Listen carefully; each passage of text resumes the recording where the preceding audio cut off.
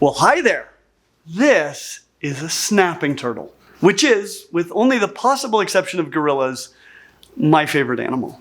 And that often surprises people because of all turtles, these turtles probably have the worst reputation. Turtles are generally beloved by most people, but these are often feared and possibly for good reason.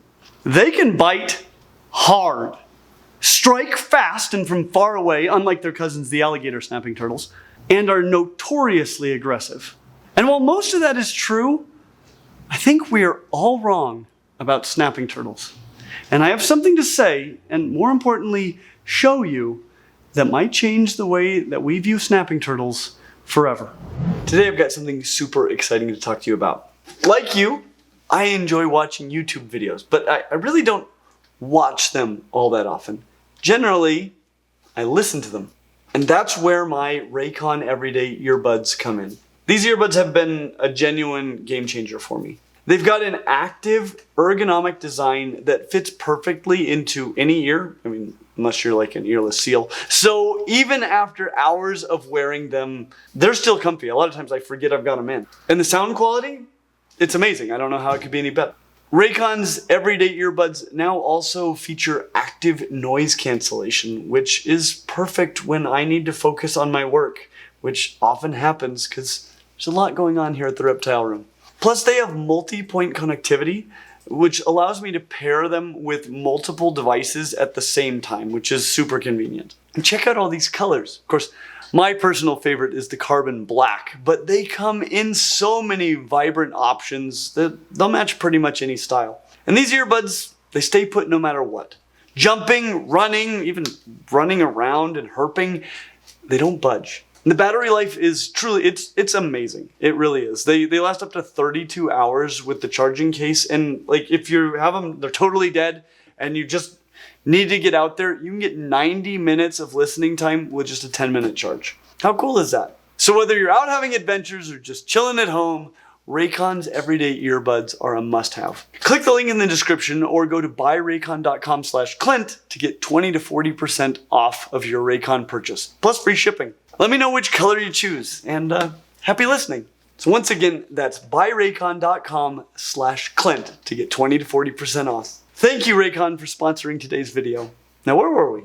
Some of you may be familiar with our snapping turtle, Bubba Chunk. Bubba was a rescue that we took in back in 2020. Snapping turtles are not native here in Utah, so whenever they're found in the wild here, they must be removed from the wild. Prior to 2020, that meant that they had to be killed on site. But thanks to people like Matt Jepson, who came here to discuss how things have been improving for reptiles and reptile keepers here in Utah, and some hard work from the state policymakers, that changed January 1st, 2020, which meant that Bubba didn't have to be killed. Though that easily could have still happened if I wasn't able to inform the reptile rescue of the change. But once I'd sent them all the law changes, they told us to come pick him up. And when we went to pick him up, they informed us that he was an extremely aggressive snapping turtle, which is saying a lot. Snapping turtles are not known for their patience and gentleness, though that is what we saw from Bubba. But in general, you need to be very careful with snapping turtles, particularly common snapping turtles. Unlike alligator snapping turtles, which are easy to handle, except for the fact that they are large and heavy, common snapping turtles are very difficult to handle, at least in a way that's entirely safe for the handler. Alligator snapping turtles have very short necks for a turtle. Because of this, you can grab the shell right behind the head without any real risk of being bitten. Basically, every part of an alligator snapping turtle can be touched except for the areas right in front of the head. They're heavy, but there's no reason that you should ever be bitten by an alligator snapping turtle. Common snapping turtles are another story altogether. While they don't get as large, they're still very big, many exceeding 50 pounds. I recently got to handle one that size. So they're very big, just smaller than their cousins. That said, their necks are long enough that they can shoot the head forward most of the length of the shell and much faster than human reaction times can avoid. They can also reach most parts of their shell, meaning not only that you can't grab them behind the head, but that even the middle of the shell is not necessarily safe. And their bite, rather surprisingly, has been measured to be considerably stronger than that of their larger short-necked cousins. In a nutshell, or rather in a turtle shell, it is difficult to avoid a bite, and a bite is potentially quite devastating. I wouldn't bet a finger that they can't bite your finger off. When I handle smaller snapping turtles, like Nipper here, I tend to hold them from the back of the shell, like a sandwich. However, once snapping turtles get large, it gets considerably more difficult to handle them this way. I've kept snapping turtles for most of my life, but I had never had one as big as Bubba. So when I went to get him, I had to come up with a way to handle him as safely as possible. Generally, when people handle a big snapping turtle, they pick it up by the back part of the shell, the back legs, or the tail. Now, picking up a snapping turtle, especially a large snapping turtle, by the tail can cause severe injury or even death, as their spine runs through the tail. And while considerably better, the other two methods seemed like ways that I wouldn't want to be handled if I were a snapping turtle. I can still see injury occurring from picking them up by the legs, and the shell method, while probably the best of the three, still just didn't seem right at that size. So I made up another way. I wasn't sure that it was 100% safe for me, but while I have seen on countless occasions how far snapping turtles can reach over their backs, I'd never seen one attempt to reach under its belly. That doesn't mean that they can't do it, just means I'd never seen one do it. So I tried picking him up from under his belly with one hand around the base of his tail just for balance, and his weight on the lower shell, which is called the plastron. And I have 11 pieces of evidence to suggest that this is a good way to do it. Here are 10 of them, but the 11th is the real kicker. Bubba never tried to bite me, not even once. And he quickly became the kind of snapping turtle that crawls into your lap and lets you pet him on the face. You know the kind of snapping turtle I'm talking about. Except you probably don't, because that sounds insane. About a year ago, we had some people here from Scales and Tails, Utah that work with their snapping turtles. One of them has been working with snapping turtles for over 30 years. When Bubba crawled into my lap, it was clearly the craziest thing that he had ever seen. He said as much. Bubba was a unicorn, or so I thought, because I'm not so sure that this is the case anymore. Tragically, last year, Bubba started to show signs of senescence. We had no idea how old he was when we got him, but he started to get more limp and lose weight. I was hoping that he was just slowing down for the winter, but the day after Christmas, he passed away. It was really hard on me and my family. Bubba might have been my favorite animal in the whole room. And while he was the second friendly snapping turtle that I'd had, I knew that there were no guarantees that I would ever have one again. We really mourned his passing, and his enclosure has a plaque so that every visitor to Clint's Reptile Room will know about Bubba, a delightful soul. Leisha made this for me as kind of a surprise, which really helped a lot. I'm still getting over losing him. He was 1 in a million. But something amazing has happened since then. In my life, I've had 3 snapping turtles that I handled regularly. Duke, my first, was very defensive when I caught him. I caught him at a golf course with my grandfather when I was a kid. He warned me that if that snapping turtle bites me, he wouldn't let go until it thunders. I still don't know if that's true. I've never been bitten by a turtle of any kind. But Duke, within just a few weeks, became the kind of snapping turtle that you could pet on the chin and just hang out with. Nipper here was another snapper caught here in Utah who barely managed to avoid a death sentence. He has been a wonderful turtle because, well, he was the opposite of Bubba. Such a grumpy turtle. He was perfect for showing off just how far and fast they can snap, and the awesome inner morphology of the snapping turtle mouth, like the fact that they can breathe through their tongues and snorkel through their nostrils. He would often leap at you and do somersaults because he would snap so aggressively. He put on quite a show. Unfortunately, about a year ago, he decided that he didn't hate me anymore.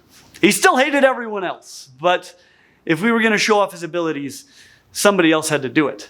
He could be in the middle of a rage attack, see my face, and just stop. It was obnoxious. And if that wasn't bad enough, about 6 months ago, he decided that he didn't hate anybody anymore. And now look what he does. He's broken. But there was something very strange about Bubba. Something that was, for a time, a mystery.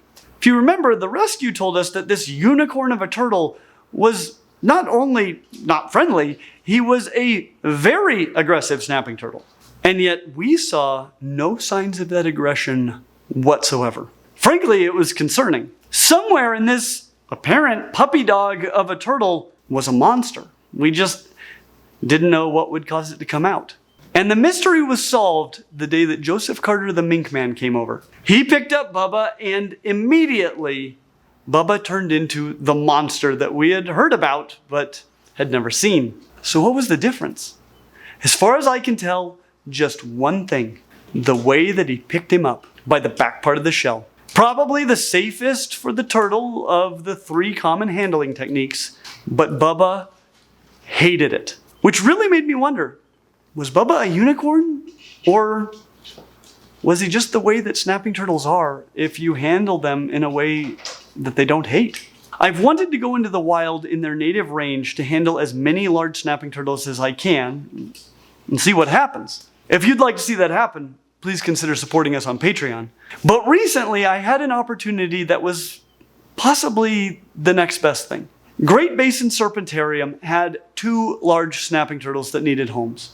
And I had a 500-gallon pond built for a big snapping turtle, still empty at the front of Clint's reptile room. These were both large snapping turtles, caught out of the wild just like Bubba. One was around the exact same size as Bubba. The other was the largest common snapping turtle that I have ever seen. Great Basin wanted to keep one, but they needed a home for the other. So I went to see them, and I got to do an experiment. I picked them up using my technique. And between the 2 of them, they tried to bite me a grand total of 0 times. The same number as Bubba did during his nearly 4 years at Clint's Reptile Room. Great Basin wound up keeping the Colossus, and we walked away with this beautiful boy. Look how dark he is. Nipper is so light, he might be a hypo, but this guy looks almost melanistic. I'm still trying to find a name for him. I consider naming him Thunder due to his thunder thighs and my grandfather's warning. But I also consider naming him something like Commander Snugglepants, because I predict that in the future, he'll be just like Bubba was. Because I don't think that Bubba was a unicorn. I'm becoming increasingly convinced that he was just a snapping turtle. And the way that he was is how snapping turtles are if you handle them consistently in a way they don't hate. I think the way that we normally handle them hurts or is otherwise unsettling. If every time you picked up your ball python, you pinched it really hard, I can almost guarantee that it would become a very defensive snake. I think that's what we're doing to snapping turtles. But snapping turtles are intelligent. They can differentiate between individual people. They're fascinated with people. Even in the wild, they'll stay just a few feet away and watch people when they're in the water with them. On land, they can't swallow, so they're not very food motivated. If they don't fear you, then they have no reason to bite. If you always hurt them, then they have every reason to fear you. Well, I've had this guy now for a little over a month. Let me show you where we are.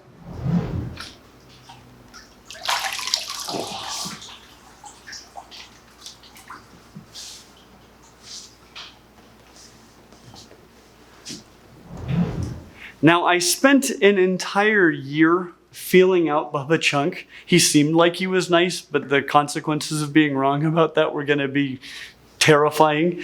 And so I didn't do anything really stupid until I'd had him for a whole year. But I'll be honest, it's hard to resist the temptation to treat this turtle just like Bubba because he feels and acts so much like Bubba. I need to remind myself regularly that this is not the same turtle.